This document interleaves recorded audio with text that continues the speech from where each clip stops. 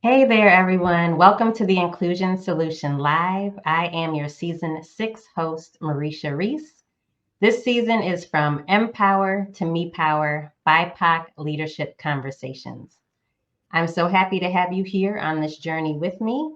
And in case you missed it, this season we're talking about some of the unique challenges that BIPOC leaders face, especially in dominant group spaces, and how they use their innate power, that me power, to thrive. I'm so excited to welcome my guest today, Dr. Terrence Harewood. Dr. Harewood is a principal strategist of cultural competence and intercultural communication with the Winters Group and a program chair for the Winters Group's Empowerment Institute, our leadership certification program for BIPOC. He is an experienced diversity, equity, and inclusion executive coach, trainer, and organizational development strategist. For over 2 decades, I know you can't tell because he doesn't look older than 2 decades, but for over 2 decades, he has and continues to innovate unique approaches to facilitate changes that have added to the bottom line and enriched the cultures of the institutions he has served. Dr. Harewood is a native of the beautiful island of Barbados, West Indies, and has engaged his extensive DEI expertise globally, including in corporate, education, government, and not-for-profit sectors. He is a contributing author in the book Racial Justice at Work: Practical Solutions for Systemic Change, with his chapter, A Developmental Approach to Racial Justice. So welcome, Terrence, to today's podcast episode. I did want to further introduce ourselves. I'd like to do our I am statements, which you know that we often use here at the Winters Group to highlight our intersecting identities and the lived experiences we bring to the conversation. So I will model it and then invite you, Terrence, to introduce yourself that way as well. Absolutely. I am a Black, cisgender, able-bodied woman, a Zennial, which is the cusp of millennial and Gen X, an introvert, but you all keep getting me on this podcast, so I guess I'm coming out of that, a wife, a daughter, a sister, a dog mom, and a current Southerner, but was born and raised in the Northeastern United States. Terrence, will you share your I am statement with us as well? I would be happy to, Mareisha. I guess I'll start by stating the obvious. I am Black, oftentimes referred to as tall, dark, and handsome. I'm also, as a result of having this Blackness, oftentimes also subjected to racial stereotypes and epithets as well. I'm a survivor of abject poverty. I'm a first-generation college graduate. In that process, earning myself a Ph.D., which allows me to become a knowledge worker. And by knowledge work, I mean my work is dependent upon my mind, which is a privilege that I'm recently acknowledging because it allows me to work remotely. And I definitely don't take that for granted, as many people, because their work is connected to their bodies and they have to be tied to a particular physical location. I also am a United Statesian of African and Caribbean ancestry. Specifically, as you mentioned, I am from the beautiful island of Barbados. I like to boast it's the most beautiful island in the Caribbean. I am a native English speaker. I am Christian. I am a father. I'm a brother. I'm a son. I'm a loyal partner. And I, Mareisha, am still under construction. Well, aren't we all? Well, I shouldn't speak for all, but I am. I'll speak for myself and say I am as well. Thank you so much for that beautiful introduction, Terrence. So you share a little bit about yourself, but I want to get, so as we're talking here today about leadership specifically and BIPOC leadership. So can you share for our listeners today a little bit about your story, just your background and experience in getting into leadership? Thank you so much, Mareisha, for that question. That is a very interesting question. I think in part because oftentimes when we think about leadership, what comes to mind is the formal titles that we hold, such as the president of this or the vice president of that. I like John C. Maxwell's way of thinking about this. He defines leadership as the ability to influence others. And I guess from that perspective, I guess in some regards, I've been a leader since childhood. Whether that is when I received discipline for being the ringleader, if you would, when I was assigned captain of the to lead the Barbados track and field team, or when I was assigned to be the assistant editor of a newspaper, or even during my 19 years of being a professor at various universities, when I led groups of students to trips abroad, or I led different committees or task forces. All of these, I think, constitute experiences that I believe prepared me to be a leader. Formally, in addition to leading my own business for the past about 16 years or so, my most recent formal leadership role was as an interim vice president with the Winters Group. And all of these experiences have been very, very, very, very important to helping me to think about the role of leadership and how, how I can influence others in a way that really make a difference. Thank you for that. And I really love how you lifted up that it's not always about formal titles, because I do think a lot of times we forget about that and that you can display leadership in many different ways. So thank you for lifting that up. I wanted to ask you, so throughout the years, working at the Winters Group, we've worked with many clients who often tell us that we can't find diverse or BIPOC candidates to fill the leadership roles. So we always, when we get higher and higher up in organizations, we tend to see less and less BIPOC individuals up there, and they just claim that they cannot find the candidates. And I'm sure that you probably heard the same in your work with us at the Winters Group and within your own consultancy. So when you hear things like that, or what is your response to that, or how do you even, think about that and what they're really maybe saying? Yeah, I would say that that myth has been significantly debunked in many regards, right? Honestly, I would say it is not necessarily a supply gap, it is an opportunity gap. I mean, it is clear and clear and clear from the research that it's not that there's not a sufficient supply of BIPOC leaders, but it's essentially what is it that the organizations are doing to really create opportunities. So that's one question I would ask is, what are these organizations doing explicitly to create opportunities for BIPOC leaders to develop the requisite skills that would allow them to break through these barriers? For example, what are you doing to create mentorship programs for aspiring BIPOC leaders? How are you creating workplace conditions for BIPOC leaders to thrive? Fourth, my example highlights various ways by which explicit leadership development programs can help support BIPOC leaders, such as, for example, right, providing valuable time and access to current as well as future leaders. One of the things that we know is that the reality is sometimes that, folks try to deny this, right? But that there's a truism that essentially it's not what you know, but it is who you know. So one study found that only 31% of Black workers report having access to their senior leaders, compared to 44% of their white counterparts. Other research also tells us that even when Blacks have access, or minority folks, I should say BIPOC folks have access to to white leaders, the white leaders are oftentimes reluctant to give them feed forward in fear of not offending or saying the wrong thing, or because of their own inherent biases. And so these types of experiences inhibit Blacks from having opportunities to thrive and to move up in organizations. So it is not a gap, right, in terms of like the available Right. pool of BIPOC leaders, but it's what are you doing to actively, intentionally create opportunities for Blacks to thrive in the organization. So now you may not know this, but I often call you the cultural competence guru.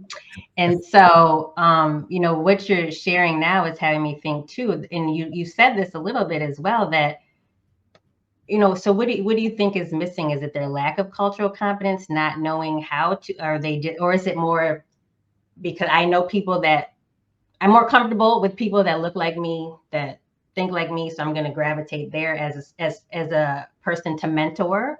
Or what do you think is that? What is creating that gap, so to speak? Yeah, cultural competency absolutely has a lot to do with it, right? And part of what how we operate as human beings is, yes, we tend to be comfortable with people who share the same identities that we have, right? And the reality is that for many people, including especially white leaders, right, what they see as leadership reflects their own stuff, their own self-awareness, their own values, their own beliefs, because our culture influences the way how we value, how we believe. So if I value these particular characteristics, then when I'm Mhm. looking for a leader, essentially I'm gonna look for a leader who values or who embodies those particular characteristics.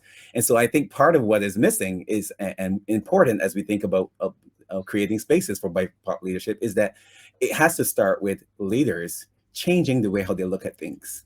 I love Mhm. that adage by I guess it was Stephen Covey, who said, "When we change the way we look at things, the things that we look at will change." Right. Mhm. So if you want mini yous, right, then you'll see uh, I guess the character or the picture of leadership just being the same over and over and over. But if you're willing to look outside of that, and specifically to recognize the values, the assets that BIPOC leaders bring, as opposed to looking at them as deficits, then Mhm. you'll be able to see a change in the C-suites in organizations Yeah, around the country. I love that reframing. Yes, I love that. Um, my next question I have for you, Terrence, is what do you think might distinguish the ways that BIPOC individuals lead versus dominant group individuals? Absolutely. Thank you so much for that. And I want to make sure that I'm clear here, that it's not about essentializing and saying that there is an essential, way of leading Right. that's significant to BIPOCs as opposed to ways of folks who are part of the dominant culture or primarily white in this country. But what we know from research is that BIPOC leaders, specifically those who have a healthy relationship with their cultural identities, Mm, oftentimes bring assets from their cultures and from their communities that allow them to bring a sense of meaning, a sense of joy, a sense of connection, and oftentimes very unique perspectives which they bring from their own lived experiences that allow them to lead differently. So mhm, research, for example, suggests that our identities help to influence our values, our belief systems, and ultimately how motivated we are to do the work that we do. So these things can impact the relationships that we develop, the networks that we choose to be a part of, and the skills and the behaviors that we ultimately embody. So BIPOC leaders, by virtue of their lived experiences, many of them who are again self-aware, who have healthy relationships with their identities, are oftentimes able to draw from the collective strengths of their groups and their communities, and mm, bring that as part of being their authentic selves to work. This allows them to make meaningful connections with people who are not only part of their own groups, but also for folks who are part of the dominant culture. In fact, there was a very interesting study that was done, I believe, a survey done in 2019 that suggests that when BIPOC leaders lead organizations, that not only BIPOC folks, but white folks are oftentimes feel more satisfied, and they feel like their company is much more equitable and provide opportunities for equitable opportunities for people to thrive and survive. So there's some real benefits to this, mm, and also there are some unique ways. So again, thinking about one's identity, right, is not unique to BIPOC folks, but having a clear sense of identity and connection is something that's more common, because when you're part of the dominant culture, oftentimes you may not recognize how your identity mhm, positions you to experience the world in a particular way. So you're more than likely see that with BIPOC folks, which shows up in how they lead. mm. That was deep and good. And you know what I was gonna say, Terrence? You always come through with the studies and the quotes and I'm like, you just a walking encyclopedia. Well, you said that earlier, you're full of knowledge. So I do appreciate you sharing that. It's very insightful. So we talked about this a little, but I wanted to see if there was anything more that you want to add regarding the role of culture and cultural competence plays in how people lead. So we it's already been tied into what you've been answering, but I didn't know if there was anything more that you wanted to share around that before we shift a little. Yeah. So there are at least a couple of facets of that that I would like to share, right? One is so basically, I believe that intercultural competency is about our capacity to function effectively within the context of cultural differences and similarities. It requires us, as we discuss so often, a sense of self-awareness, as I mentioned earlier, also an awareness of others and a skill set to be able to bridge across these differences. So John C. Maxwell talks about leadership as, again, he mentions this thing called the law of the lid. From his perspective, leadership is about influence. And if I'm a leader and my lid is only to a level 5, I can only influence people up to a level 5, Mm. right? And so he suggests that if we want to increase our influence, we have to increase our lid. I think about it similarly in terms of like an intercultural lid, right? Right. But Yeah. we can only lead people up to our level of intercultural competence. If my level of intercultural competence is only at a level 3, then I can only lead up to level 3. So I need to increase my capacity to be able to lead, right? To understand the complexities of differences. One of the ways that this shows up, right, is my ability to be empathetic, and I can be empathetic when I am, drawing from the Winters Group 4E model, when I am exposed to people who are culturally different from myself, when I've got some experiences, some lived experiences connecting, right, with people, understanding the way how they make sense, to make meaning from their experiences, and also when I have some education around those differences.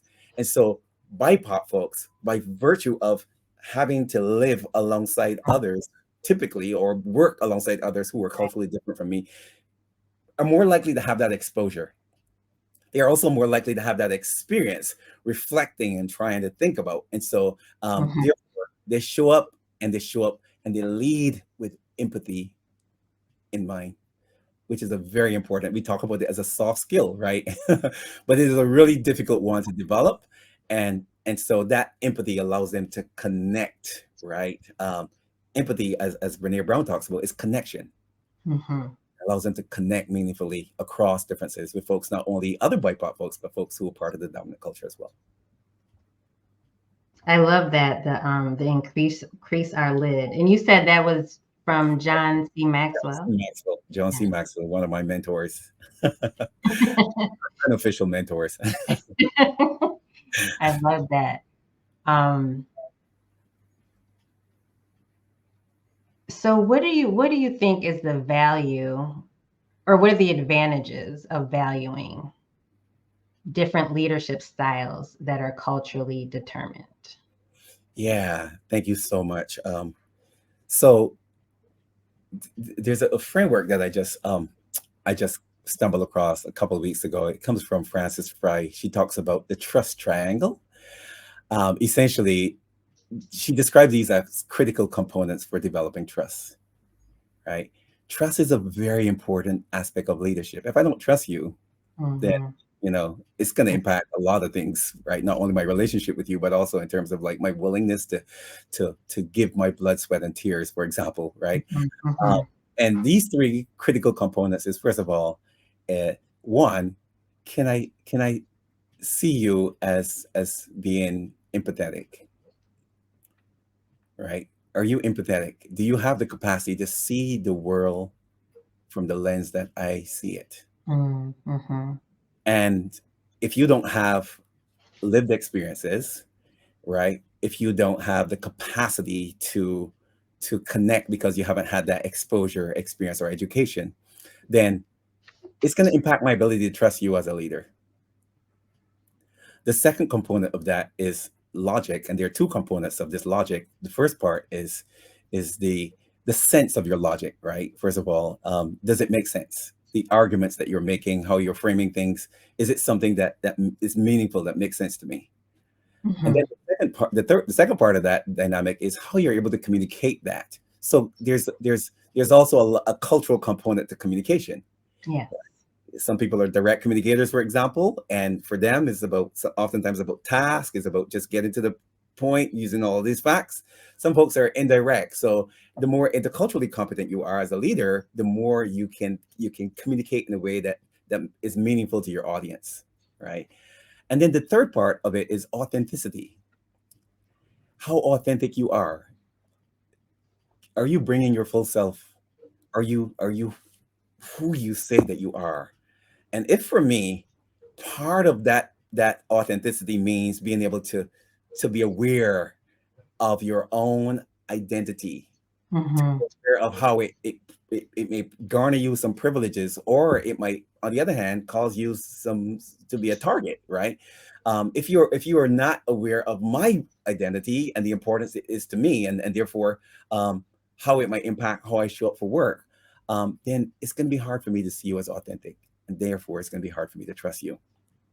BIPOC leaders oftentimes are able to make these connections because, right, of again, the need for them and the work they've done around being their authentic selves to work, not masking part of themselves in terms of their culture, etc. Right, and so I think that the more organizations can get that, the more trust is built, the more productivity, and the more successful organizations we'll have.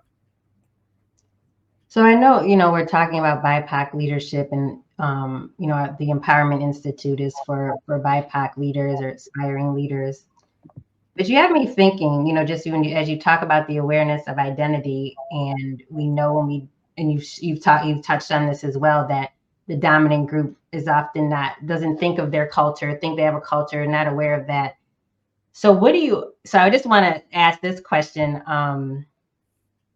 about like how do you suggest that the dominant group learns, like, starts to think about their identity, becomes aware of their identity? Because I still feel that, well, I'm going to let you answer that and then I'll tell you where I'm going. Absolutely. Yeah. Whew.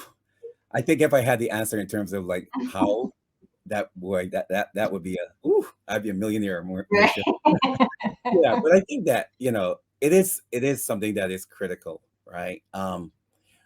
Because culture matters, and it positions us to experience the world in a very particular way. And so it's not something that's reserved for folks who have minoritized identities.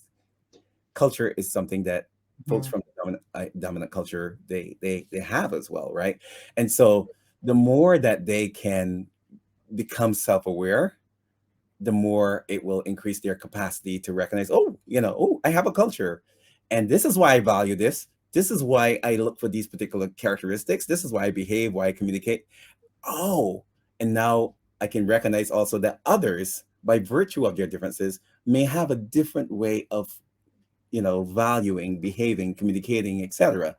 And then I have to work on the capacity to be able to bridge across those, to be able Right. to not only look for folks who reflect, again, the values, behaviors, etc. that I possess, but also to be able to see the assets and the value in others as well. Yeah. I want to talk a little bit about the Empowerment Institute that we are we are launching, and that I had Mary Frances Winters on as a guest as well on this season, excuse me, who is also your co-chair with you for the Empowerment Institute. And so I'm going to go back to what we just talked about. At first, I wanted to ask you um, how you feel the Empowerment Institute will help BIPOC to be better leaders. Yeah, thank you so much. I think so much of the messages that BIPOC leaders receive are framed in terms of, you got to do this because you have these deficits. You got to do this so you can fit in. Hmm. And I think the Empowerment Institute, one of the beautiful, valuable things about the Institute, that it really promotes this idea, that it is not about changing you so you can fit in. It's about supporting you in tapping into those assets that I described earlier, those cultural strengths that you bring so that you can stand out. And so there's so much in the program essentially that's designed to help BIPOC leaders just connect with one another, to be able to listen to each other's stories, to be able to recognize, whoa, this thing that I didn't really think about before, this is part of my strengths, right? One of the things, for example, that comes up in the research is about the motivation, right? That oftentimes BIPOC folks bring to their work. And so they're motivated because it's not that I'm doing this just because I want to get paid. I'm doing this because I want to make a difference. I want to I want to I want to I want to make a difference. I want to combat these challenges in society that are impacting my community. And another thing that shows up is and reflect in this program is this shared wisdom, this shared understanding that, wow, I recognize that as a leader, I have to do this because I have to. I'm representing my collective, my community in many regards, and so the Empowerment Institute is going to provide space for leaders to be able to learn, to share, to connect, to collaborate, to celebrate, to experience the joy, to share the pain that they might be experiencing collectively, um, in a space that's oftentimes not afforded for BIPOC leaders. I'm so super juiced, super excited for this program, Mareisha, because I've seen the design, I've seen the content, um, I've seen the passion of the presenters, I've seen the work, I've felt it myself, I'm super juiced to be able to spread this love in this important program. Yes, and we are super juiced that you are a part of it and will be doing that. And I shared with Mary Frances Winters as well that I wish I had a program like that a few years back as well. So what I want, so the I wanted to go back to what so the folks are going to go through the institute Hmm. and potentially go back to a workspace with this non-self-aware dominant group leader ahead of them. So how, I mean, within the institute, I understand our goal of the institute, and not wanting to fit in, and just trying to recognize that we, being authentically ourselves, and not trying to fit into the dominant culture and all of that. But in the reality, in the reality, they're going back to a space potentially where it's still going to be the same. So their leaders, their dominant or white leaders, are not necessarily going through a simultaneous learning. Maybe that's phase 2 of our program, that the leaders have to go through something else as well. But I'm just wondering your thoughts on, they've gone through this institute and all of this, and they go back into this space with a leader that's not self-aware, not recognizing or appreciating their culture, has not, had the lived experience, has not educated themselves and all of that. Hmm. And they just feel like, oh, I'm still just stuck in this same place. Hmm. Yeah, thank you so much for that question, Marisha. Um, we're not naive in thinking that, by just virtue of just going through the program, that they'll go back to spaces that will be, absolutely transformed, right? Right. Um, but I think what will be different is who they are and how they show up and how they respond to these conditions, Mhm. right? And so, for example, part of this program is going to equip leaders, BIPOC leaders, with the capacity to be able to communicate more effectively with power, right? To communicate not only in terms of their own values, but also to be able to communicate in terms of, when there's conflict, right? In ways that, because they have this deeper understanding now of the rules of the dominant culture, the rules of corporate culture, the rules of the C-suite culture, to be able to navigate that much more effectively, right? And with much more tact and much more power. There are some who might realize, now that I have gone into this particular context and gone through this program, I'm realizing that my vision of leadership, Mhm. outgrows my current organization, my current role, and they may seek opportunities elsewhere. Um, Right. and the reality is that, you know, as I said before, leadership is influence. if you're going back to a space and you're showing up differently, um, Mm-hmm. and you recognize, you know what, I can't change people, but I can invite them, right? And if they see all of this joy, all of this passion, all of this skill that you're exuding, then the choice they'll have to make, they'll have to join you, right? Right.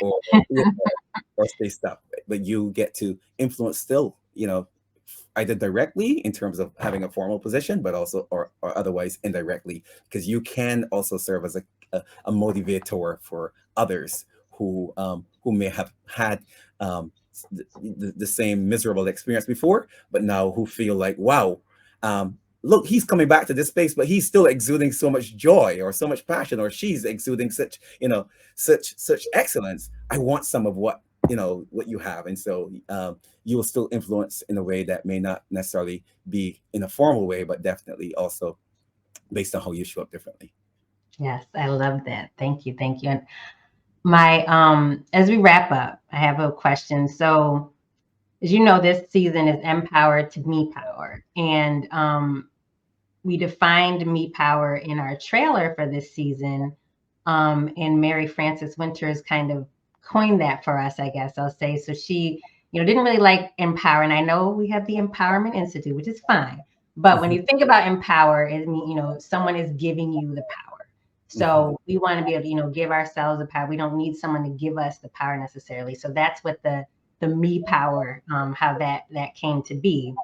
Hmm. So I wanted to ask if you had a me power story, or in other words, in what ways do you hone into your innate power?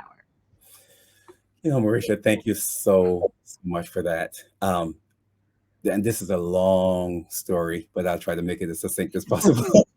You I'm here know, all day. I'm here all day. part of my experiences growing up in a British colony, right, was to deny my the role of my race essentially, or my history, right. Um, I was not directly thought much about my African ancestry. There were many people in my culture who believed and oftentimes would deny being African, Mm, oftentimes see themselves as being more British. And that was the perspective that I held when I came to the U.S. I felt like, oh, you know, based on my learning, racism was a thing of the past. There's no racism. They're just people who had bad personalities, right? People mhm, who people who were just mean. They're just individuals. So I didn't understand fully the system of racism, and one could say then I didn't necessarily have a healthy racial identity. Um, I took a lecture from a scholar by the name of Jawanza Kunjufu out of Chicago, that really shifted my perspective. He helped me to understand how colorism shows up mm, and how it was impacting me, even growing up in my own family as the only dark skinned child, where I mm, was, you know, again, where I was subjected to some significant racialized experiences, right? All along learning that there was no racism. I had some very, very interesting family members. One, for example, told me, "Get away from my child. You want to turn him retarded like you because of my dark skin." And I had no way of naming that as racism, right? right. Um, but is that was important for me, because the way it showed up for me as a leader is that I oftentimes did a lot of stuff that I felt like I had to resist all of these stereotypes. I had to make sure that if they say black people were always late, that I had to be super early.